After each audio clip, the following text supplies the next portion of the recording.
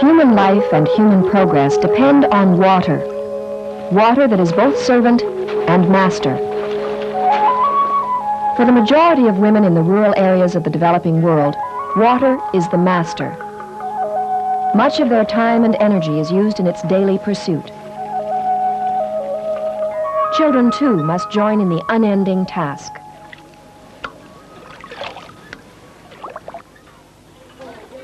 The goal of the 80s is to bring a safe and adequate water supply and sanitary facilities to as many people as possible throughout the world.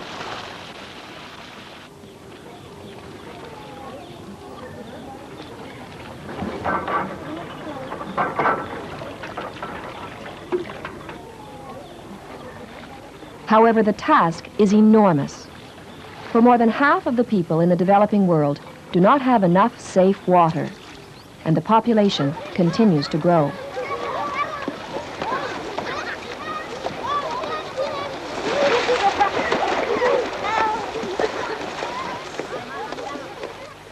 Lack of knowledge about disease leads to practices hazardous to health.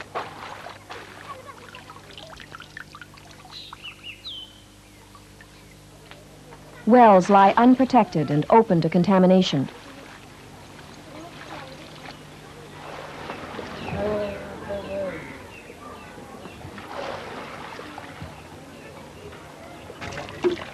Even if the water source is safe, the surroundings are often polluted, and the water is in danger of becoming contaminated before it is used.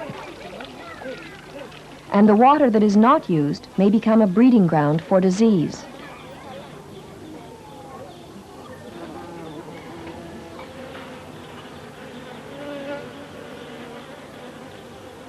Few people are dirty by choice, but as long as they live in such environments, clean water alone will make little difference.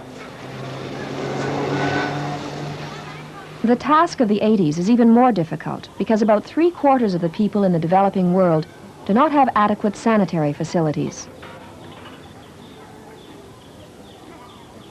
With contamination from human and animal feces, household and industrial wastes, water, the sustainer of life, becomes an agent of death.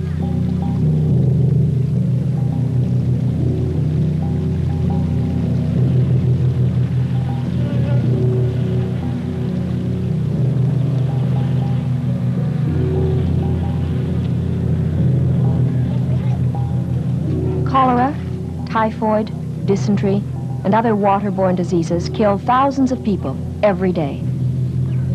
But the main culprit is not water. It is man's inability to safely dispose of his own feces. Whether the fecal contamination is transmitted through food, insects, or water, it often leads to the same thing: diarrhea, dehydration, and death.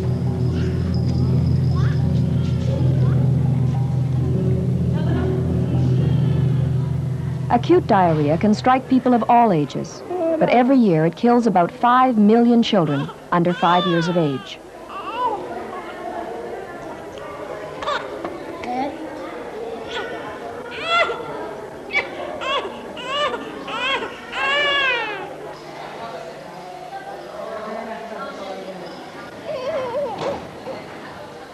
Repeated attacks of diarrhea will eventually lead to severe malnutrition, a condition which kills millions more.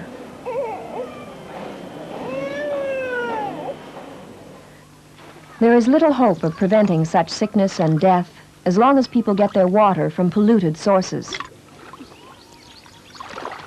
Although water can be made safe by boiling, most people do not have enough firewood to boil drinking water on a regular basis.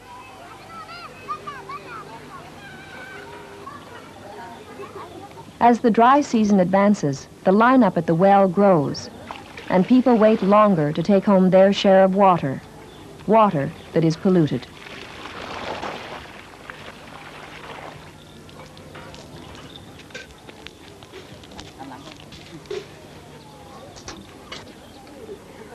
A family may have plenty of nutritious, well-cooked food, but no access to clean water.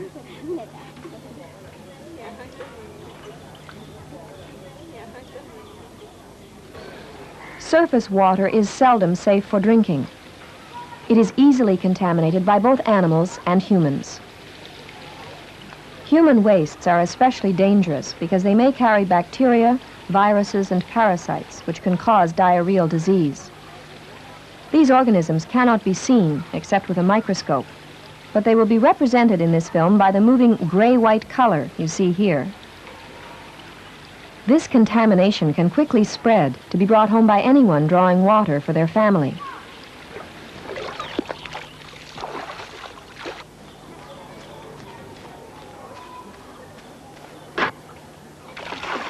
The family's water is used for more than cooking or washing. It is usually consumed directly, and it takes only a very small amount of such contamination to cause diarrheal disease.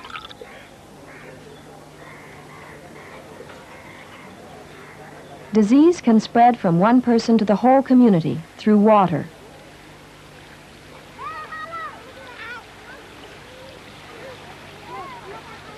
The same water is used over and over for different purposes, and the contamination increases.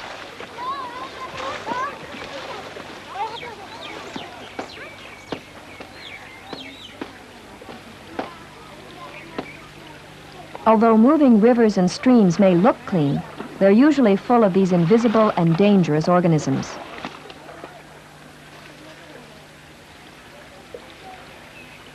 It is better to use water from wells.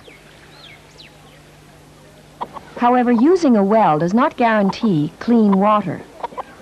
Often the area around the well is also contaminated with human and animal waste. If the well is open and unprotected, such contamination will soon make contact with the water inside.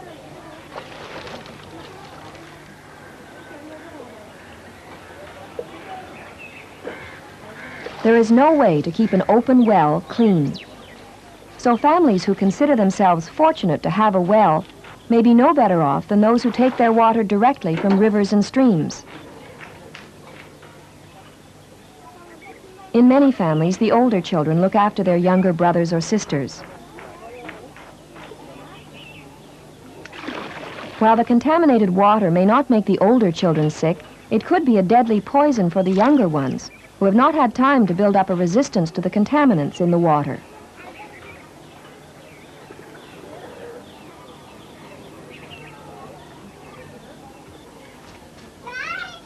Contamination and disease are ever present in many homes. Lack of cleanliness in preparing and serving food, and the practice of allowing food to stand at room temperature for hours, increases the risk of diarrheal disease. And it is the weakest members of the family, the very old and the very young, who are the most common victims.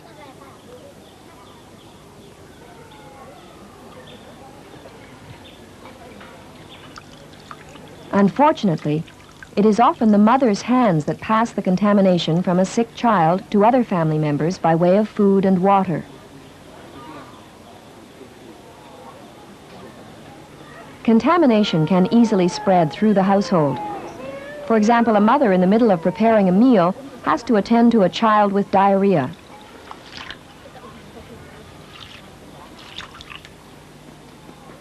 She washes her hands after cleaning the child, but she does not scrub thoroughly, nor does she use soap.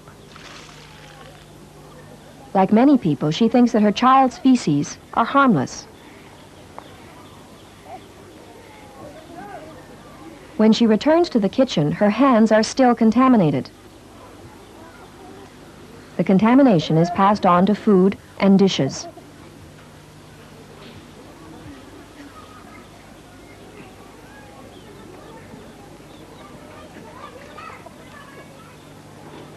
The contamination is then passed on to other family members, and the whole family may soon be ill.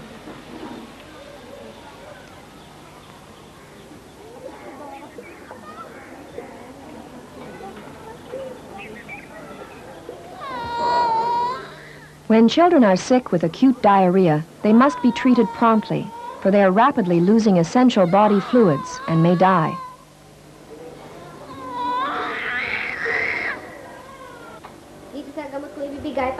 Mothers should be given thorough instruction on why children get diarrhea and on the proper way to give oral rehydration solution. Itong orisol na ito, hahatiin mo sa gitna. Ibubuhos mo lahat ang laman. The solution is a mixture of water, glucose, and essential salts, which replaces missing body fluids and helps restore the appetite.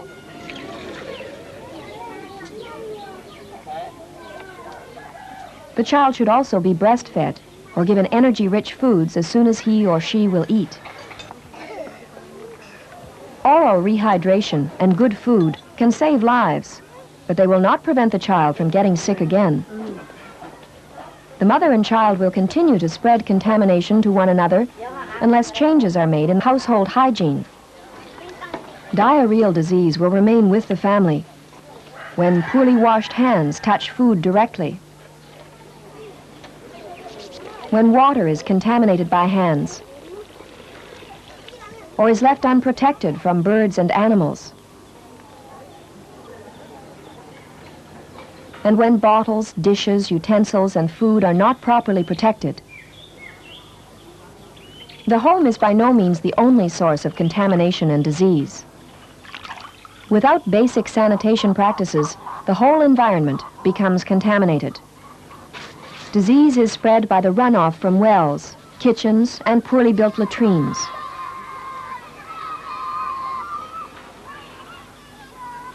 Some latrines are built too close to wells, resulting in contamination of drinking water. Or they may be built over rivers, which spreads pollution even further. Even if latrines are properly constructed, they may be poorly maintained and will become a source of disease. And soon people will stop using such latrines, with inevitable results for the next person who draws water. Many people believe that it is not really harmful to defecate in an open field or behind a bush, an understandable practice if latrines are poorly maintained.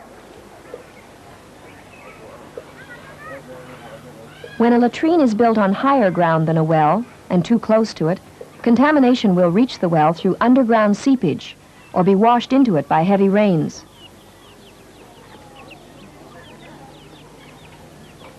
Polluted water, poor sanitation, and lack of basic hygienic practices create a vicious cycle of infection and reinfection. The result is that many villagers are needlessly sick several times each year.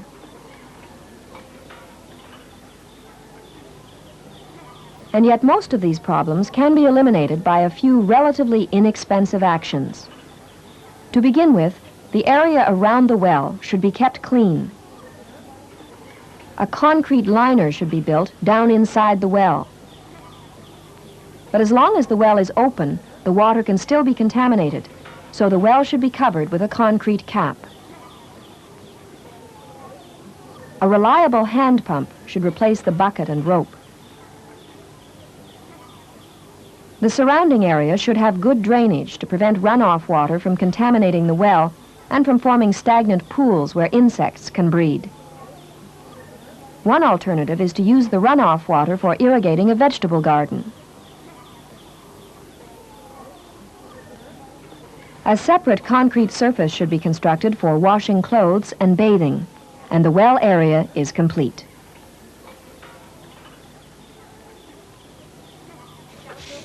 But even the cleanest drinking water will do little good in a dirty household where it can be easily contaminated. The yard around the house should be kept clean and waste properly disposed of. And kitchens kept clean will also reduce the risk of diarrheal disease.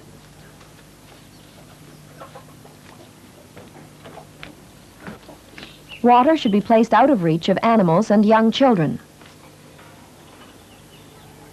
The containers should be covered to prevent contamination by birds or by objects that could fall in. Water for cooking and drinking should be kept separate from water stored for other uses.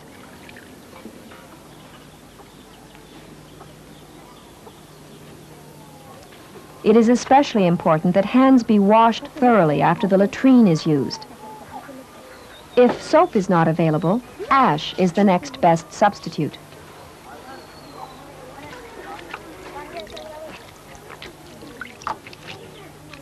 In fact, washing with soap or ash before handling food is essential for breaking the cycle of disease in the home.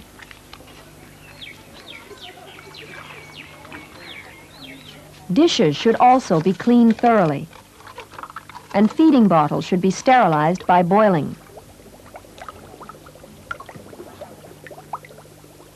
But for the infant, breastfeeding is better protection against diarrheal disease, since mother's milk contains substances that prevent infection and is the best food.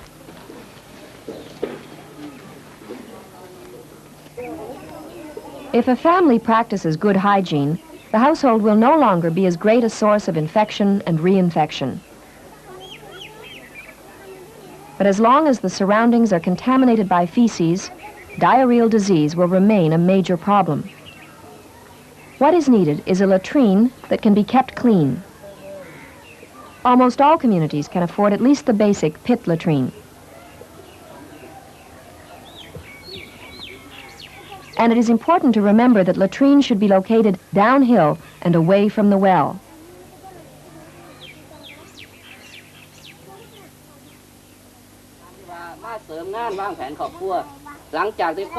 To bring about such changes in the community, people must work together.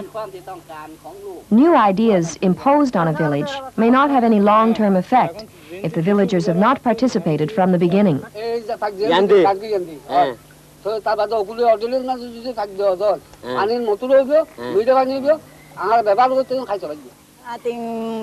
Village committees should take on the responsibility of selecting the site for the new technology and should provide labor and, if possible, materials.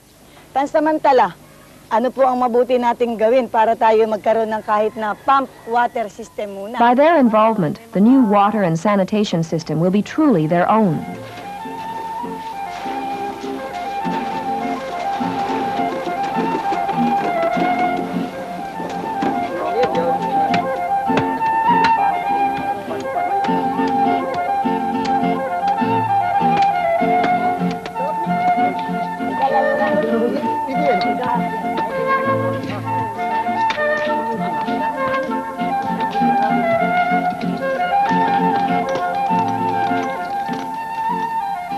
The choice of technology is important.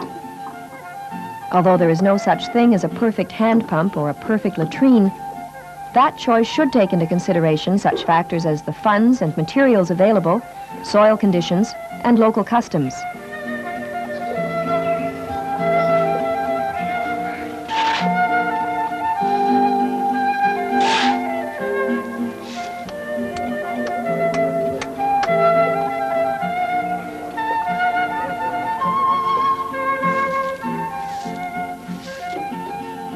Hand pumps must be affordable, reliable, easy to install, and easy to maintain. Local people should be able to carry out most repairs. The availability of spare parts is an important factor, so there is a definite advantage to technology that can be manufactured locally.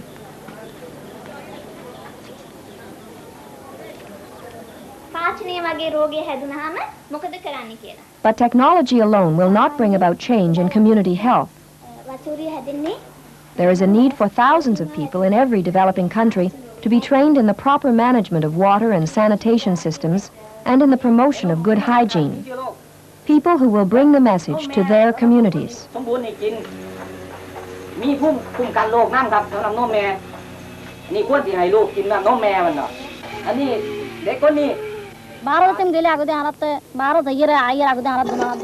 Hygiene education for mothers is especially important because of their crucial role in the home.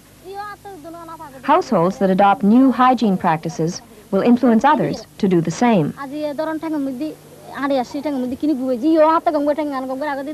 But health education should begin in the schools.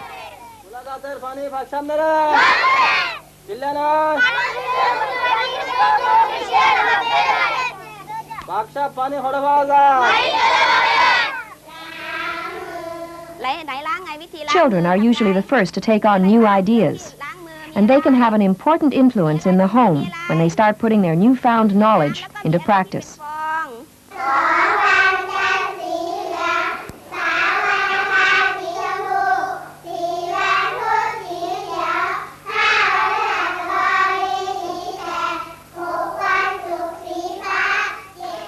Millions of children die every year because they are born into surroundings full of dangerous organisms that cause diarrheal disease.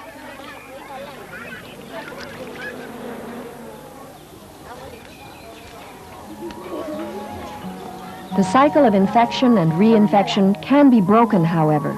Clean water, good hygiene and sanitation, community involvement and education, these are the agents of change.